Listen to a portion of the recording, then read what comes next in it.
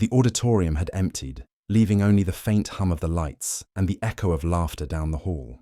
Confetti clung to the floor, scattered like forgotten moments. Near the stage, a wheelchair sat motionless, its occupant watching the last of the parents disappear through the doors. Outside, rain began to tap against the glass.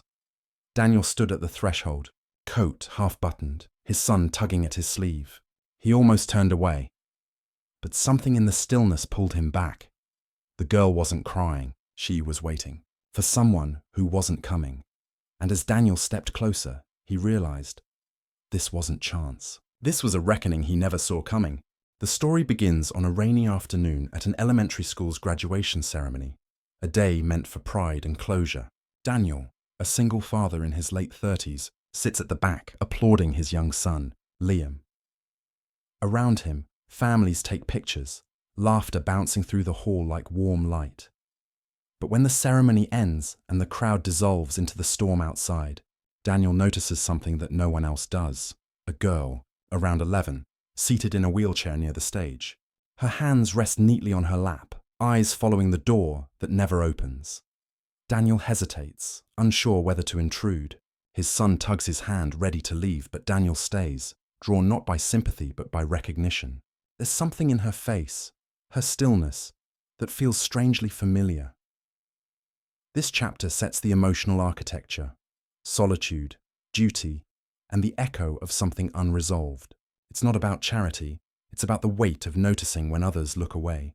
The camera lingers on details: a damp banner peeling off the wall, a teacher locking up, the rain smearing the parking lot lights. And in that quiet aftermath, Daniel takes one step toward the girl, and unknowingly, toward the truth that will dismantle everything he thought he understood about his past.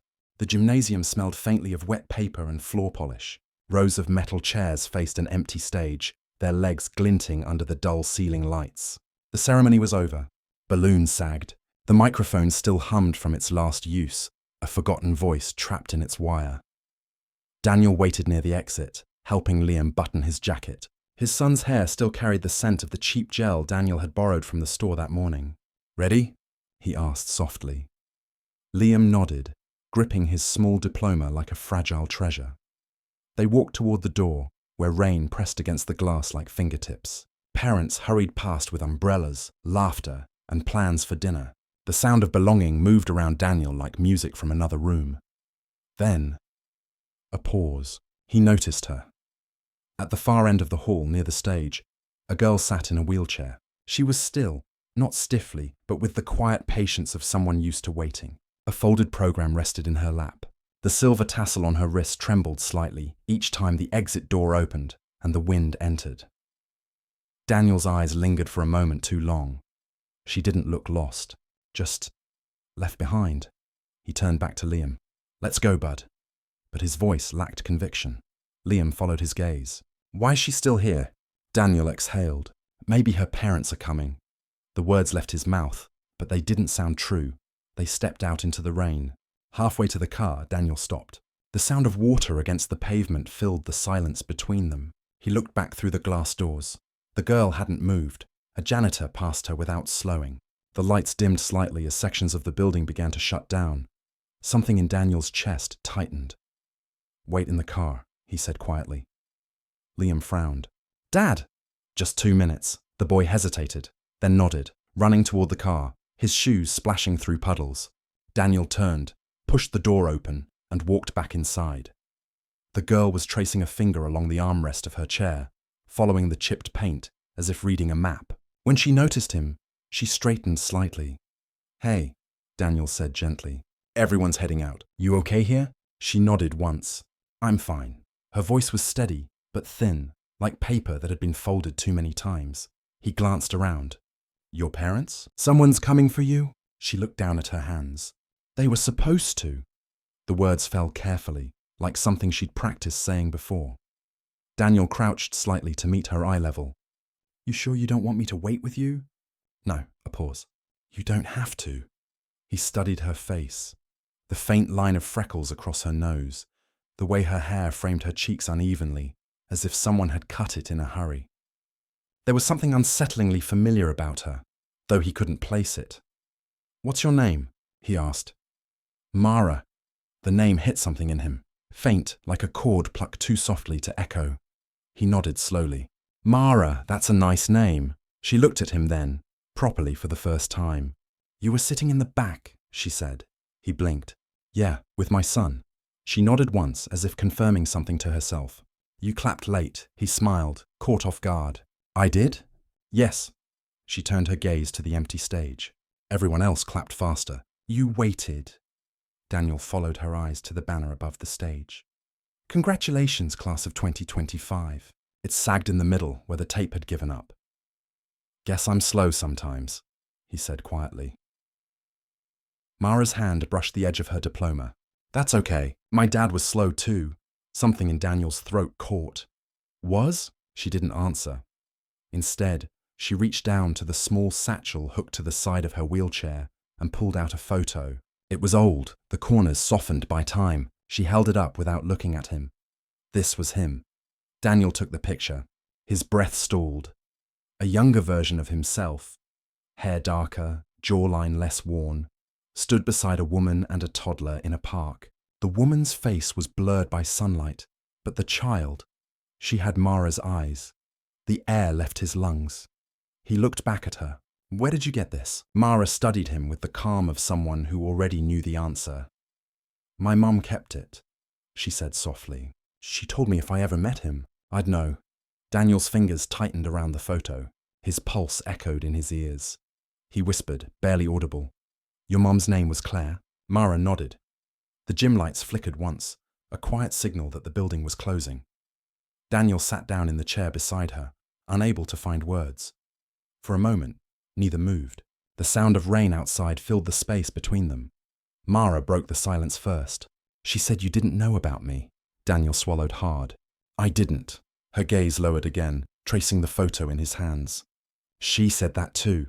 He exhaled slowly, the weight of 10 years pressing down all at once. I should have known. You couldn't, she replied simply. There was no anger in her tone, only fact. Outside, headlights swept across the wet windows as cars left the parking lot, one by one. Liam sat in their car, watching through the glass, his small hands fogging the window. Daniel turned toward Mara again. You have somewhere to go?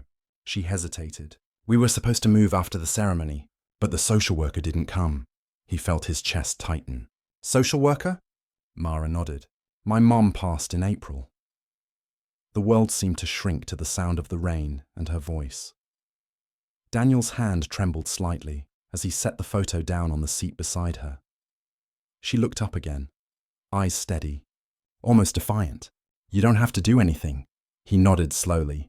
I know, and yet he stayed. The janitor re-entered, mopping the far side of the gym. The faint squeak of the mop head moved like a metronome marking time neither of them wanted to keep.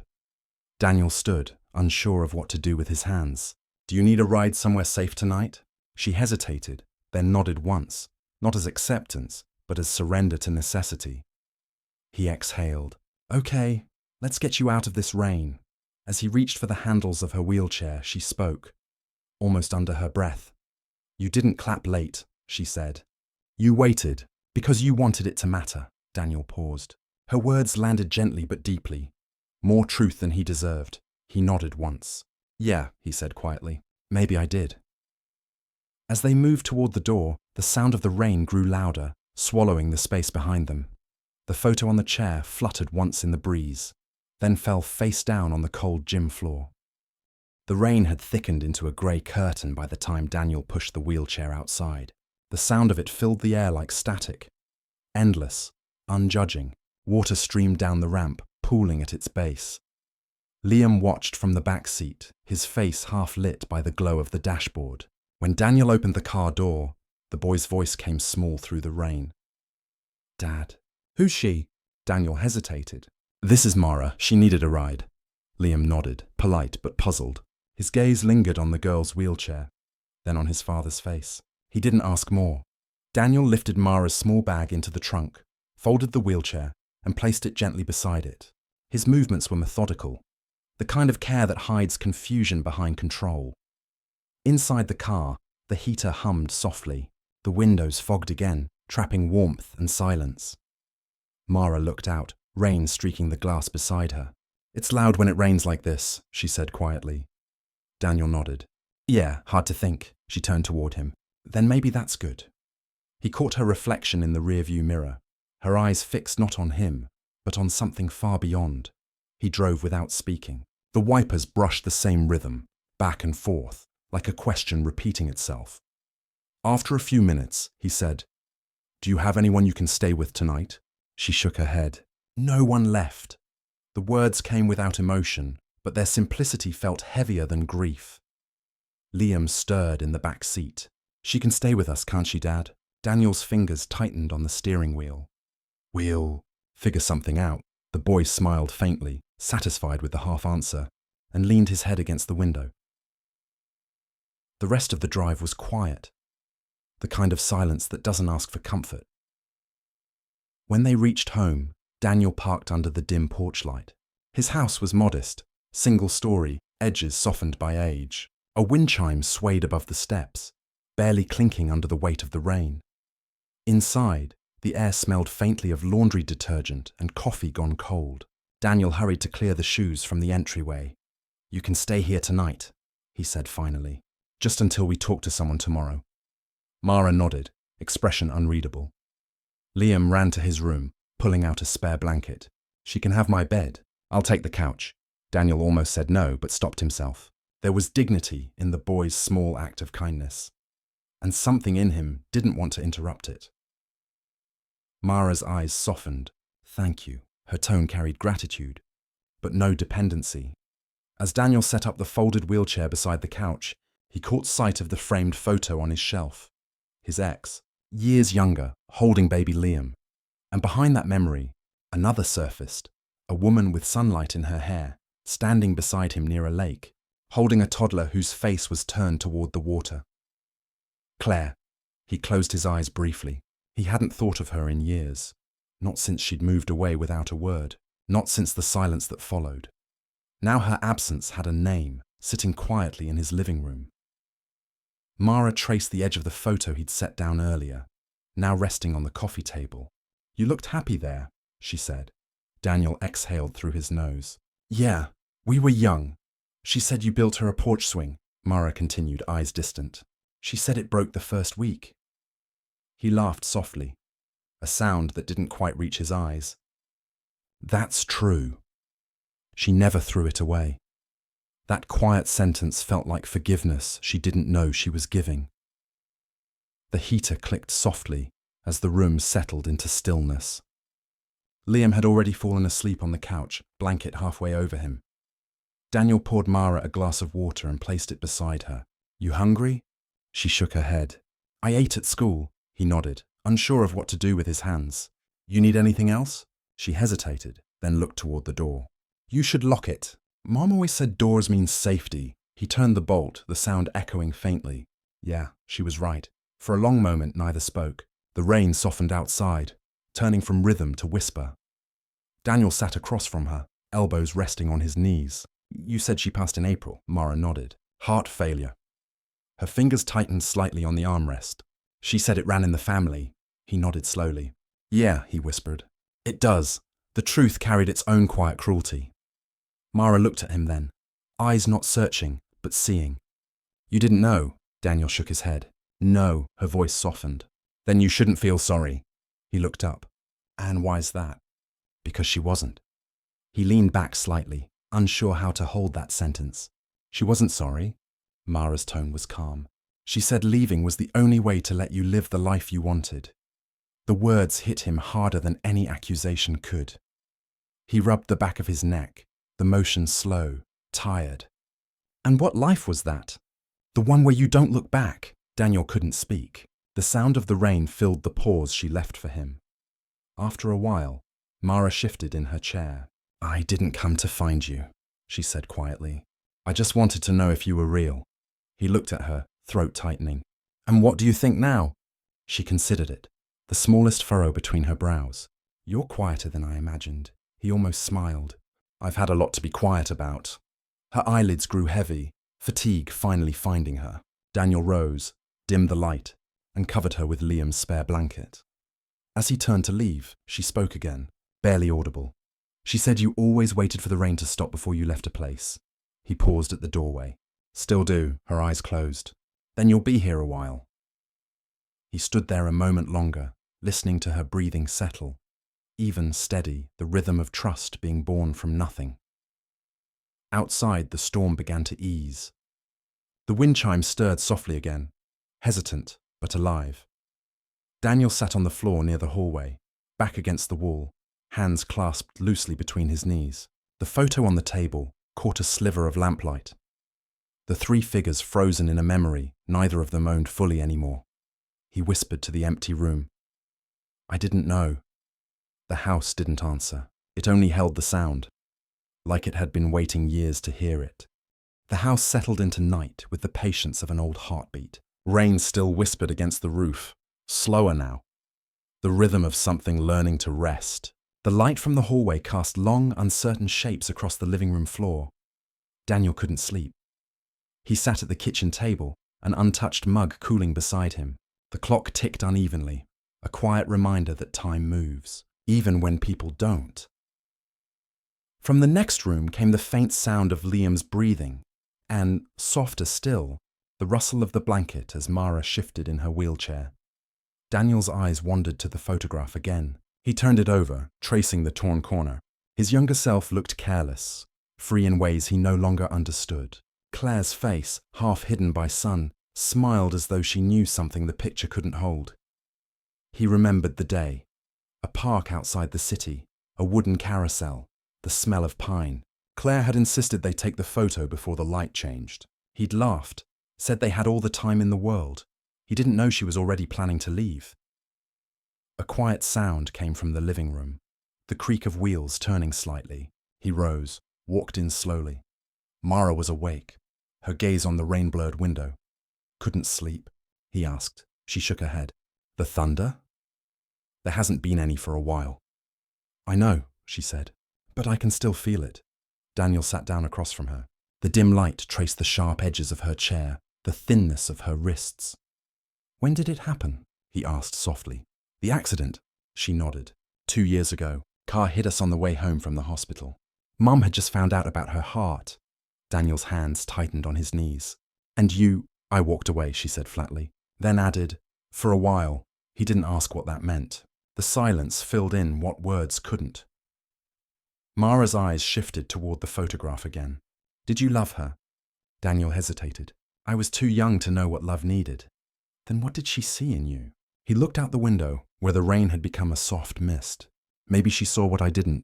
She studied him quietly, her gaze unflinching. She said you were kind, but that you hid it. He exhaled. She was right. A beat of quiet passed. The clock ticked 3 times. Mara's hands fidgeted with the edge of the blanket. I didn't come to find a family, she said. I just didn't want to disappear. Daniel nodded slowly. You haven't. She looked at him then, not for comfort but confirmation. Do you think people can belong to 2 places at once? He tilted his head. How do you mean? Like, part of you still waiting where someone left you and the rest trying to start somewhere new? Daniel swallowed. Yeah, I think that's the only way most of us ever keep going. The rain eased into silence. Somewhere down the street, a dog barked once and stopped. Mara shifted, her voice smaller now. I don't want to stay here long. You don't have to, Daniel said gently. Just until we figure things out. She nodded, eyes flicking toward the window. I don't like when people feel sorry for me. I'm not sorry for you. She turned skeptical. Then what are you? He thought for a moment. Grateful you're still here. Her face didn't change, but her hands stilled. They sat in the quiet. 2 strangers tethered by a single memory neither could fully claim. After a while, Daniel rose and fetched an old blanket from the hall closet. He laid it across her legs. It's cold by the window, he said. Doesn't bother me, she replied. I know, he said, but it bothers me. The corners of her mouth twitched, the faintest ghost of a smile. You're strange, he chuckled softly. Your mum said that too. The house seemed to listen. The kind of silence that turns ordinary words into something sacred. Small clock near the shelf chimed once. 1:30. Midnight. Go rest, she whispered. You look tired. I will, he said. But he didn't move. Instead, he sat back down, his posture easing only when he realized she'd closed her eyes again. Her breathing steadied, shallow but calm. He stayed there a while, watching the rain ease into mist, the world beyond the glass blurring into something that didn't demand decisions yet. When he finally rose, he left the lamp on, dim, amber, a soft promise against the dark. He walked down the hall to Liam's room. The boy slept curled in a half-turn, one arm dangling off the bed. On the floor lay a drawing, a rough sketch of 3 stick figures, one in a wheelchair. Daniel picked it up, running his thumb along the edges. His throat tightened. In the kitchen, the mug still sat untouched. He poured it out, the coffee now bitter and cold. Through the open window, dawn began to hint itself, pale, reluctant. He leaned on the counter, eyes heavy but awake. The truth of the night wasn't loud. It simply sat there, unblinking, unmovable. He whispered to no one. She found me. Outside, the first bird called, small, defiant against the leftover rain. And somewhere behind him, in that quiet house, 3 lives began to rearrange themselves around the space left by what was gone, and what might, cautiously, begin again. The rain had stopped, but the world hadn't quite remembered how to be bright again. The air outside was damp, soft, smelling faintly of earth and asphalt. A thin fog hung over the yard, muting everything. Sound, colour, even time itself. Daniel stood at the kitchen sink, staring out the window. Steam curled from his coffee, rising and fading before it reached the light. In the living room, Liam was helping Mara with her breakfast. He dragged a small table closer to her chair, setting down a plate of scrambled eggs that leaned too heavily to one side. "Careful," she said softly. As he poured juice with 2 hands, "I know," Liam replied. "Dad says I'm good at this now." Mara smiled faintly, the kind that came and went before it could be noticed. Daniel listened from the kitchen doorway. The sound of their voices, steady, unforced, felt like something fragile building itself out of the ordinary.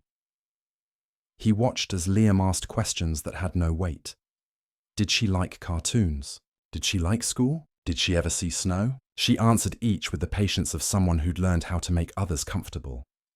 When she laughed, quietly, almost accidentally, Daniel looked away. The sound pulled at a place in him he hadn't realized was still alive. He walked over. "You two all right?" Liam nodded, mouth full. "She likes orange juice." Mara lifted her glass slightly, playing along. "It's true," Daniel smiled briefly. Then the weight returned. The awareness that this, whatever it was, couldn't last in the fragile way it existed now. He knelt beside Mara's chair. "I'll need to call someone from social services today, just to make sure you're taken care of." She didn't look at him. "Okay," her tone was neutral, not resistant but resigned. Liam's brow furrowed. "Does that mean she's leaving?" Daniel hesitated. "Maybe not right away. We'll see what they say." Liam went quiet, eyes dropping to his plate. Mara took a slow breath. "It's okay, Liam, I've moved before."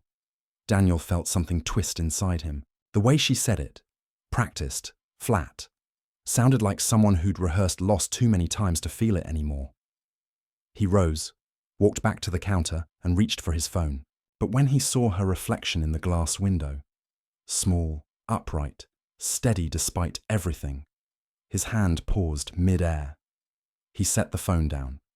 Not yet. By noon, the fog had lifted. Sunlight began to creep through the blinds, striping the floor in pale gold.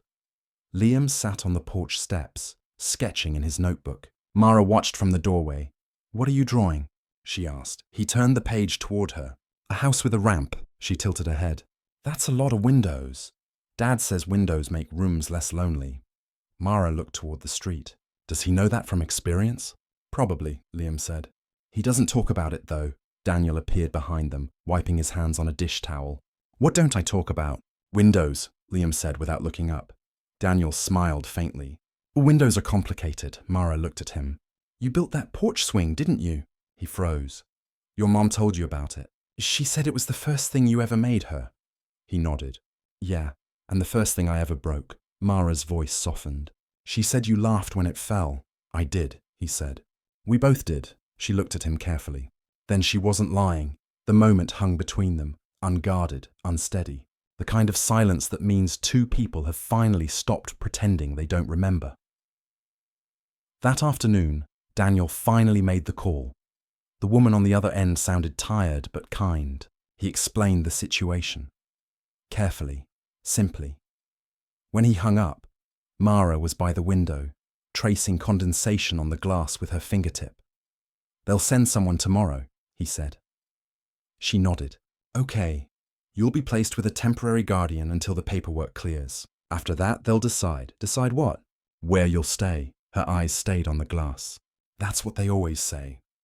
He wanted to tell her this time was different, but the truth wouldn't let him.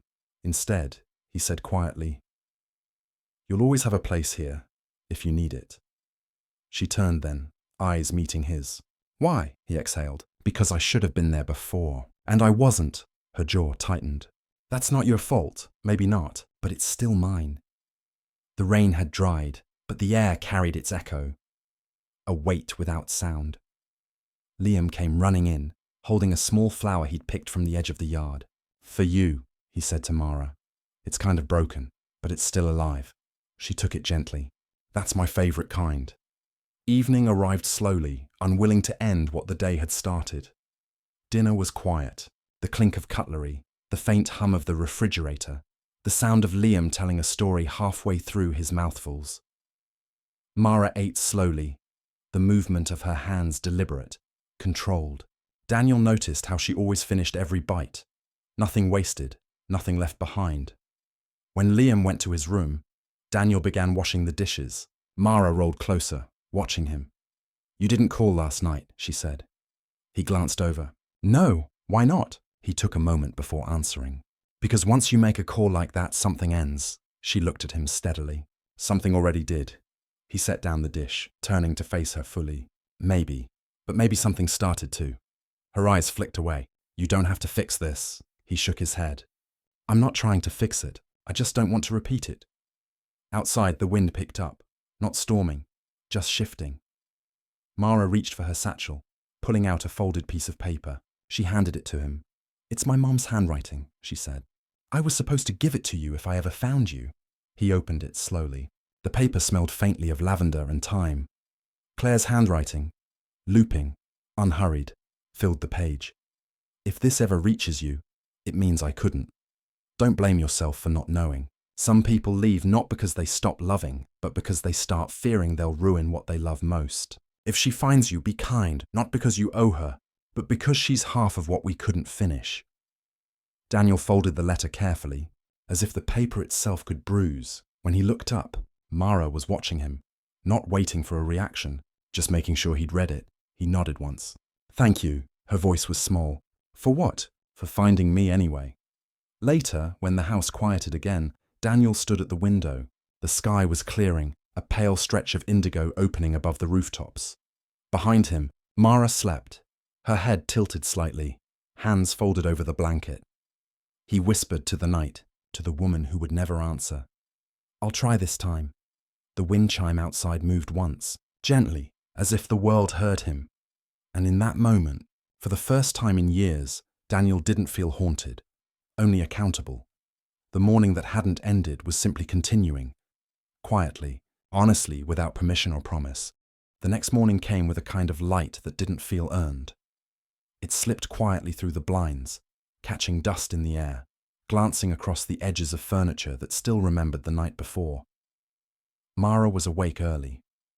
She sat, by the window, wheels locked, a small notebook open on her lap.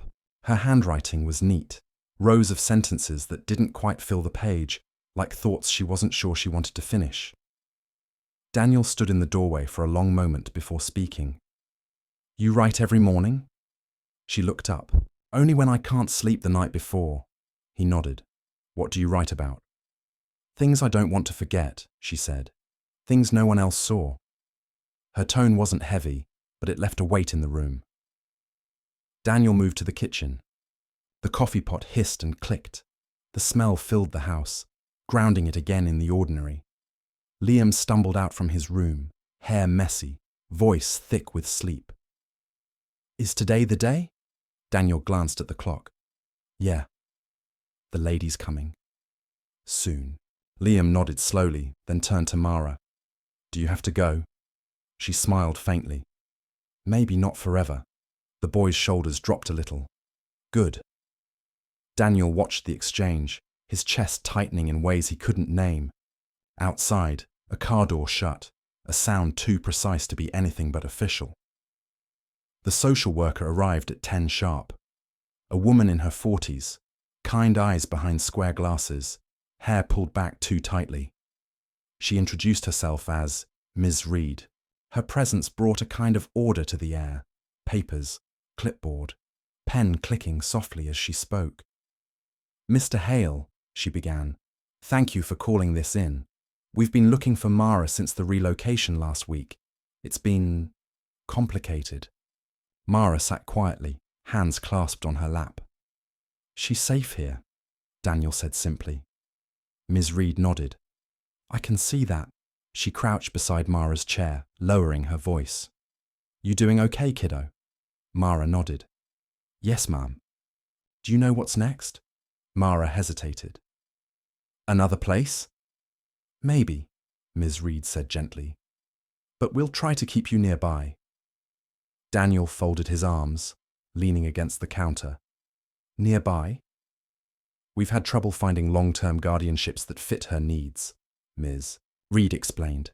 "It's been a hard few months. She's resilient." Mara looked down, her voice small but certain. "I don't want to start over again."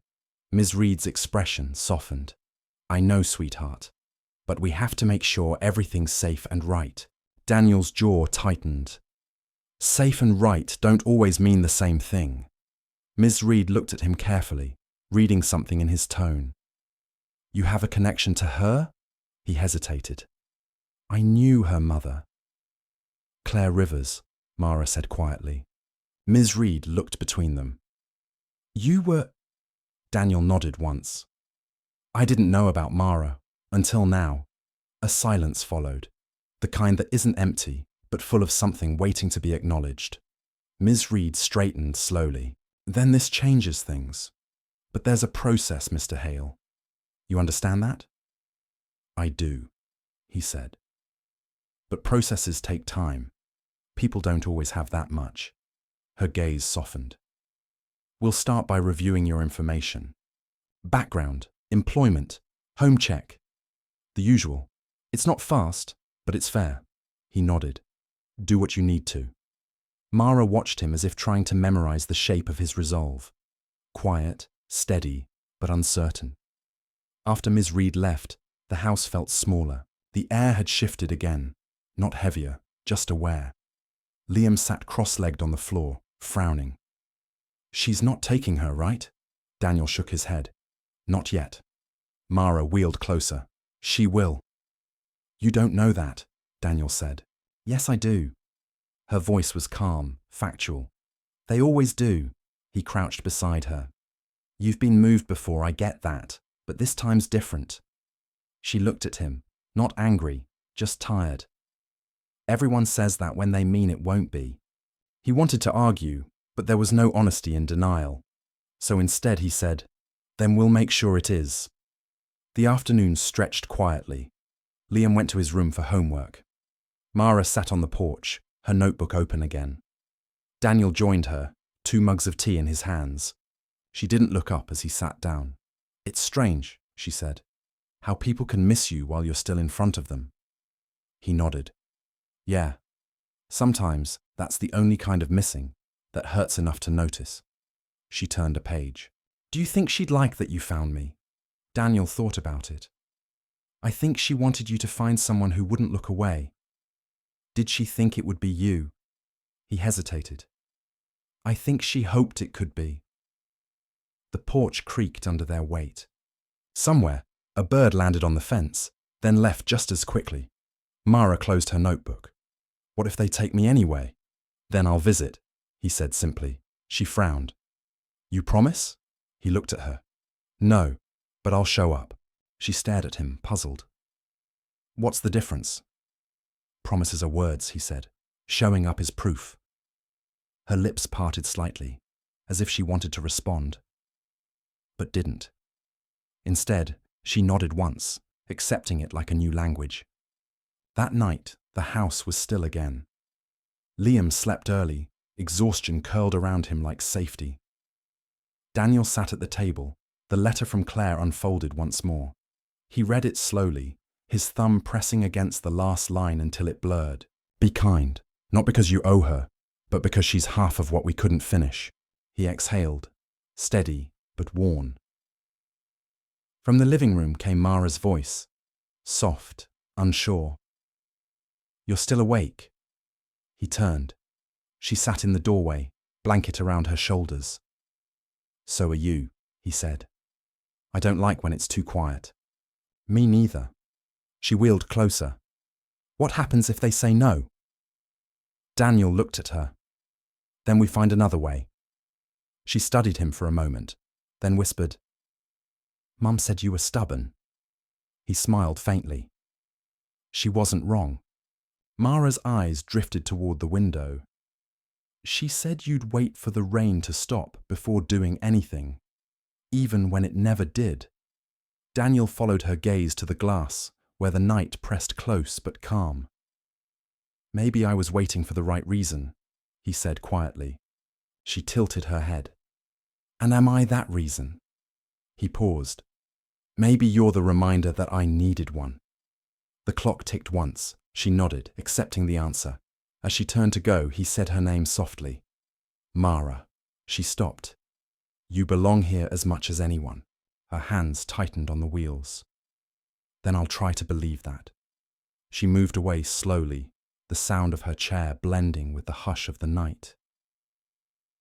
Daniel stayed there long after, watching the faint light catch the edge of the letter, the photo, and the small flower Liam had placed in a cup of water beside them.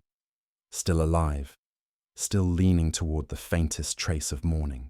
The morning came grey and unhurried, the kind of light that didn't belong to anyone, soft, unsure, drifting between rain and remembrance.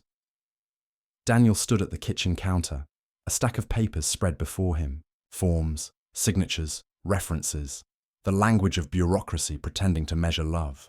He pressed his palm flat against one of them, feeling the thinness of the paper, the fragility of what it carried. Across the room, Mara and Liam were building something out of cereal boxes, a cardboard city on the floor.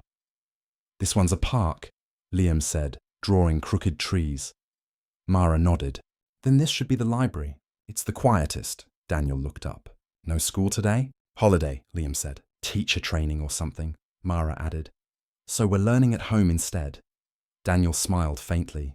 Looks like you're both ahead of me. He gathered the forms into a neat pile, but his hands hesitated before the last page, applicant's statement of intent. The space beneath was blank, waiting. He picked up the pen, then stopped. What do you write when love isn't official yet? He set it down and exhaled. At noon, the phone rang. It was Ms. Reed. Mr. Hale, she said, I've reviewed your file. Everything's looking promising, but there's a home evaluation required. This afternoon, if you're available. Daniel looked around the small house. Dishes drying, toys scattered, drawings taped unevenly on the wall. I'll make time. Good. And, Daniel, yes? She's lucky you found her. He paused, unsure what to say. I think maybe I was the one who needed finding. Ms. Reed's voice softened. We'll see you at 3. The hours between felt longer than the whole week before. Daniel cleaned the house with unnecessary precision. Liam helped, or tried to. Mara offered quiet directions from her chair, pointing where things should go. When he lifted the small photo of Claire and set it on the mantel, Mara watched him carefully. That was the day she graduated, Daniel said. I wasn't born yet, Mara replied. He nodded. No, but she talked about you like she already knew.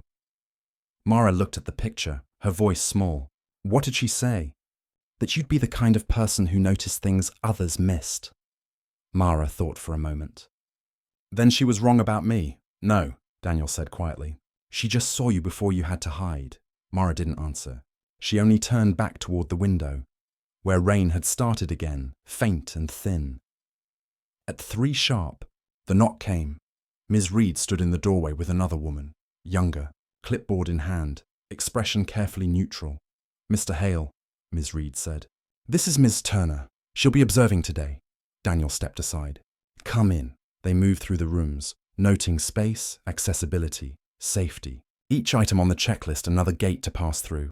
Liam followed them, curious. Mara stayed in the living room, pretending to read. When Ms. Turner approached her, she looked up politely. "Do you like it here?" Mara nodded. "It's quiet. Do you feel safe?" "Yes." "Do you want to stay?" Mara hesitated. Her hand tightened on the armrest. Then she said, "I want to stop moving." Ms. Turner wrote something down without looking at her. Daniel's chest tightened. When they finished, Ms. Reed stayed behind while the other woman stepped out to make a call. "She's not unkind," Ms. Reed said softly. "Just by the book," Daniel nodded. "And the book says what?" "That family isn't a feeling," she said. "It's an arrangement." He exhaled through his nose. "Then maybe it's time someone rewrote it." Evening fell slow, reluctant. The inspectors left with their papers, and silence filled the house again. Not heavy, just waiting. Mara sat at the table tracing the edge of her notebook. Liam sat beside her, sketching their cardboard city from memory. Daniel poured tea for himself but didn't drink it. His hand hovered above the cup, his eyes somewhere far beyond the room. Finally, Mara spoke. "You looked scared when she was writing." "I wasn't scared," Daniel said. "Just reminded." "Of what?" "That people can lose things even when they do everything right." She nodded slowly. "Then maybe doing everything right isn't what matters." He looked at her. "What matters then?" "Not leaving," she said simply. The words settled like truth in the quiet. That night, after Liam went to bed, Daniel found Mara still awake, the light from the hallway spilling across her face. "You should sleep," he said. "I don't like dreaming about new places," she murmured. "They always disappear when I wake up." He sat beside her chair. "You know, not everything has to disappear." Mara looked at him, cautious hope flickering through her voice. "What if I don't belong anywhere?" Daniel leaned back thoughtful. "Then maybe belonging isn't about places. Maybe it's about who stays when it's hard." Her eyes lowered. "And if they can't stay?" "Then they make sure someone does." She looked at him, a small, unguarded look. "Would you stay?" He didn't answer right away. His voice came quiet, almost reverent. "I already am." The next morning, a letter came. The envelope was thick, official, stamped with the agency's seal. Daniel hesitated before opening it. His hands were steady, but his breath wasn't. Mara watched from the doorway, wordless. He read it once, then again. Approved for provisional guardianship. A temporary yes. A fragile beginning. He set the letter down carefully, as if it might break. Mara didn't move. "What does it mean?" "It means you can stay," he said. "For now." She nodded once, a gesture so small, it might have been missed. Then, softly, she said, "That's enough." That evening, the three of them sat outside as the rain finally stopped. The air smelled clean, like something forgiven. Liam fell asleep on the porch steps, wrapped in an old blanket. Mara sat beside Daniel, her notebook open but empty. "You're not writing tonight?" he asked. She shook her head. "Not yet. Why not?" "Because some days don't need remembering," she said. "They just need to keep happening." Daniel looked out at the wet horizon, the faint gold of the setting sun breaking through. For the first time in years, he didn't feel like he was waiting for the rain to stop. Autumn came without ceremony. The trees along the street let go of their leaves in slow waves, the air thinning to that clean chill that made breath visible again. Daniel woke earlier these days, not out of duty, but rhythm. The mornings had found their order, kettle first, porch second, silence third. Somewhere between, the day began. Inside, the house had grown into something that looked like a home, though no one ever called it that out loud. The cardboard city still sat by the window, its edges frayed but standing. A new addition, a paper bridge, linked the library to the park. Liam said it made the town feel complete. Mara had added something too, a small sign she'd drawn in pencil. "Stay a while." It wasn't decoration, it was permission. The weeks after the letter felt different. No sudden change, no grand joy, just quiet continuance. Daniel took on more work at the shop. Liam started playing piano after school, the soft notes threading through the evenings like steady rain. And Mara, she grew into her silence differently, less guarded, more sure. She spent mornings writing by the window, afternoons sketching in the yard. Her hands were always moving, careful, deliberate, like someone trying to give shape to something she didn't want to lose again. Sometimes, Daniel caught her looking at the sky for long stretches, as if it might offer an answer. Waiting for something? He asked once. She shook her head, just remembering that nothing stays the same, not even clouds, he smiled. That's what makes them worth watching. One evening, the phone rang again. Ms. Reed's voice carried that calm tone of routine, but her words held weight. Mr. Hale, I wanted to call personally. Mara's guardianship has been confirmed, permanently. For a moment, Daniel didn't respond. The sound of the clock filled the silence. That's official, then? He asked. Yes, Ms. Reed said warmly. You're her legal guardian now. It's been a long road, but you've built something solid. He exhaled softly, a kind of breath that had waited years to be released. Thank you. You earned it, she said. And so did she. When he hung up, he stayed there, one hand on the counter, the other resting on the phone, as if afraid to move too quickly and break the moment. Mara was in the living room, sketching. She looked up at him. Was that her? Daniel nodded. Yeah. What did she say? He walked over, crouched beside her chair, and handed her the folded paper from the agency. It's official, he said. She looked down, her eyes moving across the lines, reading slowly, carefully, until she reached her own name beside his. Her voice came quiet. So, this is what staying looks like. He smiled. Guess we'll find out. That night, after Liam had gone to bed, Mara rolled out onto the porch. The sky was clear, and for once the stars didn't feel far away. Daniel followed her out, 2 mugs in hand. Still can't sleep? He asked. Too much quiet, she said, echoing words from a different night. He passed her a mug. Good thing quiet isn't empty. She looked up at him, not searching, just seeing. Do you miss her? He didn't need to ask who. Every day, he said. But it's different now. How? She's not gone anymore, he said softly. She's here. In the way you look at the world, in the way you make space for things that other people forget to notice. Mara blinked once, her throat working before she spoke. She said you'd say something like that. Daniel looked over, half a smile. She was a better judge of me than I was. Mara's hands gripped the mug gently. I wish I remembered more of her. You do, he said. Just not with words. She nodded, a slow, certain gesture. The kind that meant she believed him, even if belief still hurt a little. Weeks passed. The first frost came. The air turned sharp, but the house stayed warm. Liam practiced Christmas songs. Too early for the season, but just in time for the feeling. Mara had started reading to him at night. Her voice quiet, steady, patient. The two of them folded into the rhythm of routine like notes in the same song. Daniel would watch from the hallway, leaning against the doorframe, letting the sound of their voices wash over him. He didn't interrupt. He didn't need to. The healing wasn't loud. It wasn't cinematic.